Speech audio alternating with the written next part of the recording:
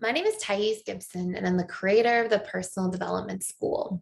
This is your daily breakthrough video, and in this video, I want to talk to you a little bit about whether or not a dismissive avoidant attachment style can be friends with their ex.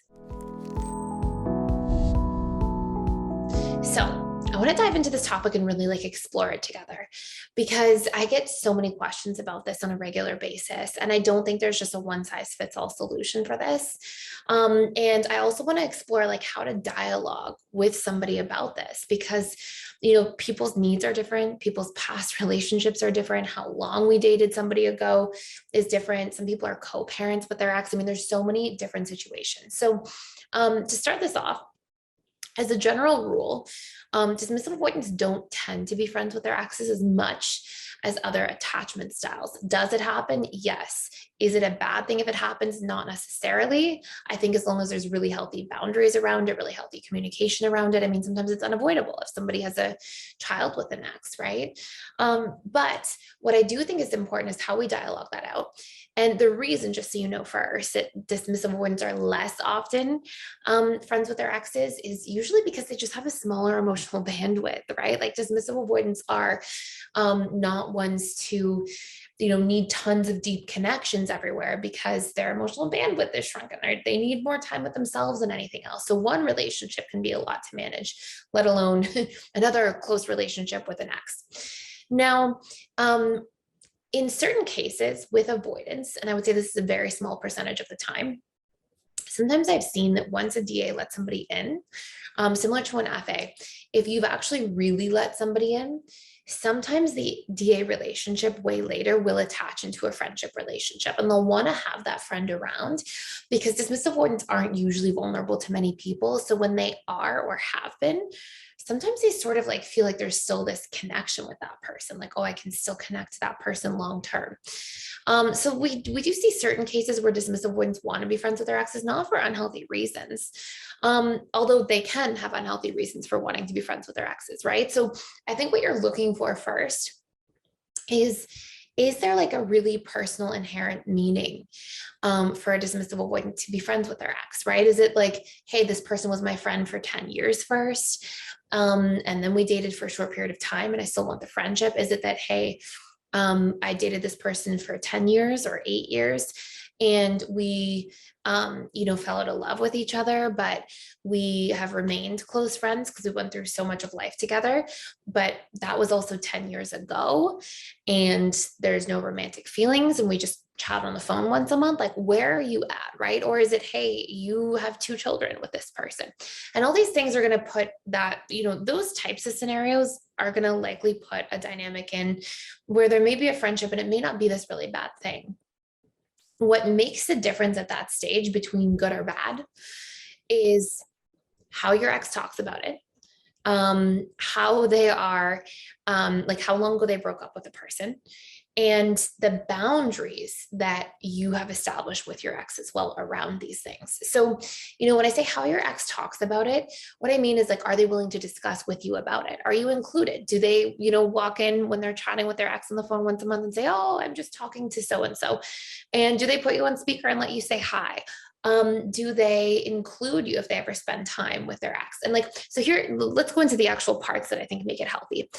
Maybe I'll do a separate one on co-parenting. If you guys want to see co-parenting dialogues or just dynamics and boundaries and strategies and things like that, let me know in the comments and I'll actually put some video content together around that because I know that can be a really powerful topic. I'll try to stay not too busy with this video, but when we're looking, there will be a few key features in here. So number one, there should be openness. There should be a dialogue. If your partner is friends with their ex, there should be dialogue around it. There should be no hiding of anything, no oh, I talked to my ex and then I told you 6 months later.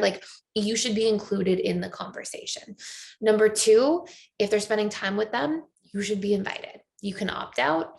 You should at least meet the person a few times, be included in that sort of dynamic on a regular basis. If you want to communicate about these things, by the way, and you want tips, We have a whole course all about communicating through tough topics. You can check out for free for 7 days using the link below. And we'll actually help guide you through some of these different dialogues and how to have them and see some key points. But you want to see those first two things, right?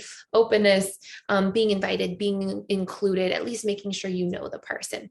Number three, I do think that there's a huge piece to be taken into consideration regarding how long ago this person dated their ex. If it's been like 5, 6, 7+ years, I mean, and they've still just been friends, then, that may be a real friendship, right? If it's been 5 weeks or 3 months or 6 months, I really don't think that that's an appropriate time, because there may still be fresh feelings and, recent feelings, and, continuing to go back to a place where those feelings are still recent may grow those feelings, may confuse the feelings. And I think in that case, there should be really healthy, strong boundaries. I don't think it's an appropriate time, if you're getting into a new relationship, to still be really close with the ex. And the other thing that's really important is frequency. I mean, if somebody's talking to their ex on a daily basis, seeing them on a weekly basis, these sorts of things, again, I think that's sort of a challenging dynamic. If they're talking to their ex once a month and they have a friendly relationship, they check in, things like that, then that may be much more appropriate. So it really falls under those main categories, right? Like frequency of communication. I would even say like frequency of how often they see the person in person. That makes a huge difference too. If you live on different sides of the world and you can never see each other, then obviously it's, less of a pain point. Really looking as well at like how included you are being in the situation, how much dialogue there is, like, are you being brought in? Have you met the person? The recency, I don't know if that's a word at this time, but how recently there was a breakup, like was this 5 years ago? I mean, if they've been friends for 5 years since, it's a real friendship, right? So really like breaking it down. What are the other dynamics? Or are there attachments that you just can't get out of the way? Like they're a co-parent and you have to be respectful in terms of, co-parenting and showing up in that situation. And how open and transparent are they with you in that situation? So 5 big things to consider if you want to work on having tough conversations. I mean, and by the way, there should also be, as one of those factors, this openness of dialogue, right? Like you being able to, you don't just have to say, I'm great with all of this. You can have a dialogue and say, hey, I need to meet this person to feel comfortable. Or, hey, I need to know openly when you're talking with this person so I can feel comfortable. I need to know, like, in order for it to work, there has to be a dialogue where both parties are considered, both parties are able to establish boundaries and agree on them together. And that's ultimately going to make for there to be a healthy space to establish these different friendships and relationships. So I hope this all makes sense. Thank you for watching. Again, you can check out that course using the link below for free. It also gives you access to all of our other courses. So you can check out literally any course on how to heal from a breakup, how to repair a relationship, how to reprogram your attachment style, how to learn boundaries. And we're all reconditioning that stuff at the subconscious level. And so it's all for free for 7 days. You also get access for that 7 days to calls that I do 4 times a week with all of our students. So you can join in there and ask me your questions. And that's it for today. So thanks for watching, and I will see you in the next video.